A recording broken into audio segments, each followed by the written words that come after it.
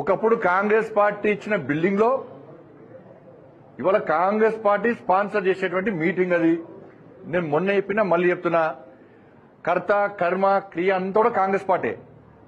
Congress party సూచన మేరకే ఇవాళ తెలంగాణ రాష్ట్రంలో వక్ఫ్ సవరణ బిల్లుకు వ్యతిరేకంగా ఇవాళ కొన్ని ముస్లిం సంఘాలు ఎంఐఎం పార్టీ ఆధ్వర్యంలో వాళ్ళ ప్రోద్బలంతో ఇవాళ మీటింగ్ పెడుతున్నారు.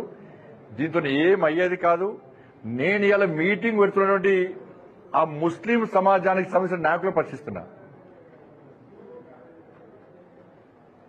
ఇన్ని రోజులు తెలంగాణ రాష్ట్రంలో దాదాపు 77,000 ఎకరాల స్థలం ఉంది.